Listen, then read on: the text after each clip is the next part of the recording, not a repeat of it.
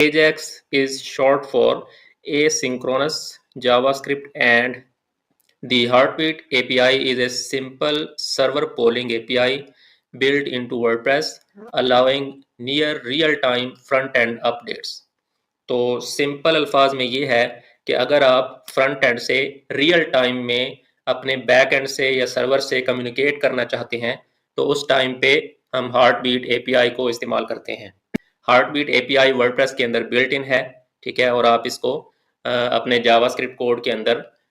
Access कर सकते हैं और इसके ज़रिए आप बैक एंड से रियल टाइम के अंदर डेटा को गेट कर सकते हैं। जब आप पेज को लोड करते हैं क्लाइंट साइड पे तो हार्ट बीट एपीआई को जब आप रजिस्टर करते हैं तो उसका एक टिक का इवेंट जो है वो आप रजिस्टर करते हैं और फिर ये टिक का इवेंट क्या करता है कि ये हर 15 से 120 सेकंड्स के अंदर रन होता है और जो फ्रेश डेटा है, जो अप टू डेट डेटा है, वो आपको फेच करके तो फ्रंट एंड पे डिस्प्ले करवाता है। आप jQuery के इवेंट के अंदर डेटा को गेट करते हैं और फिर इसको आप सर्वर को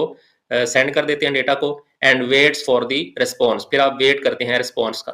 तो सर्वर साइड पे जब इसकी रिक्वेस्ट उसको रिसीव होती है हार्ट बीट की, तो वो क्या करता है, वो अपने बैक एंड से जो भी डेटा रिक्वेस्ट हुआ है क्लाइंट साइड से वो गेट करता है, उसको प्रिपेयर करता है, उसको फिल्टर करता है और फिर उसको जेसन की फॉर्म के अंदर फ्रंट एंड पे क्लाइंट साइड को सेंड कर देता है। तो इस प्रोसेस के अंदर हमारे 3 स्टेप्स इन्वॉल्व होते हैं। सबसे पहले क्या होता है, add additional fields to the data to be send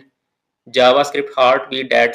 dash send event. तो सबसे पहले हार्टबीट डैश सेंड का इवेंट हम अपने जावास्क्रिप्ट कोड के अंदर यूज करते हैं। इस इवेंट के जरिए हम अपने डेटा को प्रिपेयर कर सकते हैं फ्रंट एंड साइड पे और फिर उस डेटा को हम फ्रंट एंड से सर्वर को सेंड कर सकते हैं इस इवेंट के जरिए, ठीक है। फिर क्या होता है सेकंड स्टेप में, detect send fields in PHP. फिर बैक एंड पे जो हमारा पीएचपी का कोड होता है उसके अंदर हम वो फ्रंट एंड वाली रिक्वेस्ट जो हमें इस इवेंट के जरिए रिसीव होती है उसको हम एंटरटेन करते हैं, उसको गेट करते हैं और इस रिक्वेस्ट के जरिए जो भी डेटा उसने सेंड किया होता है फ्रंट एंड से वो हम बैक एंड पे गेट करते हैं हार्टबीट अंडरस्कोर रिसीव्ड के फिल्टर के जरिए, ठीक है। जैसे हमने एक्शन हुक्स और फिल्टर्स हुक देखी थी, तो इसी तरह इस फिल्टर हुक के अंदर हम वो डेटा फ्रंट एंड से गेट करते हैं और फिर उस डेटा को हम प्रिपेयर करते हैं जो भी डेटा फ्रंट एंड से रिक्वेस्ट हुआ होता है और फिर हम क्या करते हैं उस डेटा को फ्रंट एंड पे सेंड कर देते हैं इस इवेंट के जरिए which is heart beat dash tick, ठीक है। तो जब भी वो ड्यूरेशन उसकी पर्टिकुलर कंप्लीट होती है जैसे कि 15 to 120 सेकंड्स, तो ये फिल्टर का जो एक्शन होगा ये दोबारा से फायर होती है और फ्रेश डेटा जो है वो फ्रंट एंड पे सेंड कर दिया जाता है। अब हम इसकी एक एग्जांपल देखते हैं प्रैक्टिकल। तो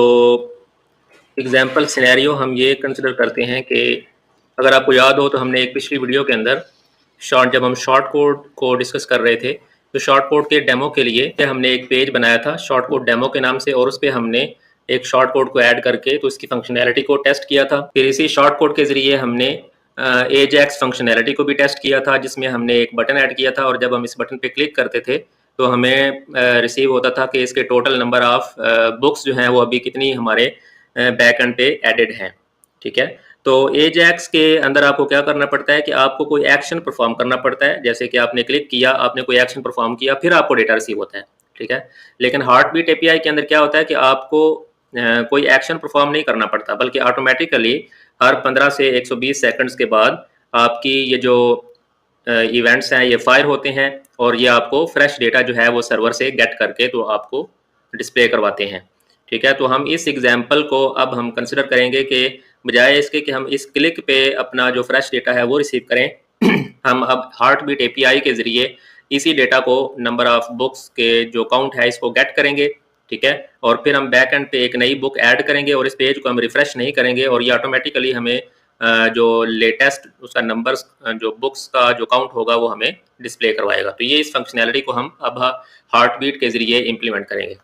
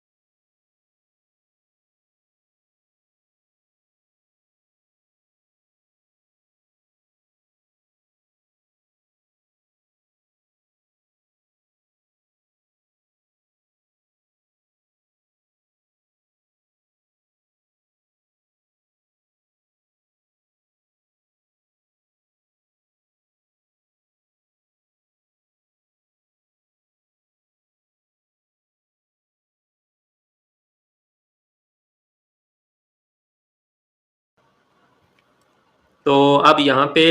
आप देखें बाय डिफ़ॉल्ट हमें यहाँ पे कोई काउंट जो है वो डिस्प्ले नहीं हो रहा। तो जैसे ही हमारा ये इवेंट फायर होगा, ये 15 से 120 सेकंड्स के दरमियान ये इवेंट फायर होगा, तो हमें कंसोल के अंदर उसके मैसेजेस भी डिस्प्ले हो जाएंगे और ये जो यहाँ पे काउंट है ये भी ऑटोमेटिकली यहाँ पे हमें डिस्प्ले हो जाएगा। जबकि एजेक्स के केस में हमें इस बटन पे क्लिक करना होता था, तब हमें जाकर रिस्पॉन्स रिसीव होता था। जबकि हार्ट बीट एपीआई के अंदर ये रिस्पॉन्स जो है ये हमें ऑटोमेटिकली रिसीव होता है जैसे ही हमारा इवेंट जो है ये फायर होता है। तो अब हम वेट करेंगे इसका। तो अब आप देखें हमारा जो सेंड का इवेंट है ये फायर हुआ है, फिर पिक का इवेंट फायर हुआ है और इसने जो हमारा काउंट है टोटल नंबर ऑफ पोस्ट का वो डिस्प्ले करवा दिया है हमारे मैसेज के साथ, टोटल नंबर ऑफ बुक्स और 3। ठीक है। और अब हम अगर इस पेज को एज इट इज़ रहने दें, हम इस पर कोई चेंज नहीं करते, इसको हम रिफ्रेश भी नहीं करेंगे, हम सिंपली बैकएंड पे जाते हैं और एक नई बुक ऐड करते हैं। ठीक है, न्यू बुक टेक्स्ट, इसको हम पब्लिश कर देते हैं। अब जो हमारे टोटल बुक्स हैं वो 4 हो चुकी हैं। ठीक है, तो अब इस डेटा को ऑटोमेटिकली अपडेट हो जाना चाहिए, हमने इसको रिफ्रेश भी नहीं किया। ठीक है, और ये अब जब नेक्स्ट टाइम ये इवेंट फायर होगा तो ये जो काउंट है ये हमें अपडेट हुआ हुआ मिलेगा और जो हमारा फ्रेश डेटा है वो यहाँ पे ऑटोमेटिकली रिसीव हो जाएगा। तो अब आप देखें हमारा नेक्स्ट टाइम जब इवेंट फायर हुआ है तो हमारी जो टोटल नंबर ऑफ बुक्स हैं ये इसने अपडेट कर दिए हैं कि तो इस टाइम पे अब हमारे पास टोटल जो बुक्स हैं वो 4 हैं। तो इस तरह से आप हार्ट बीट एपीआई को इस्तेमाल करते हैं। सिंपल ये है कि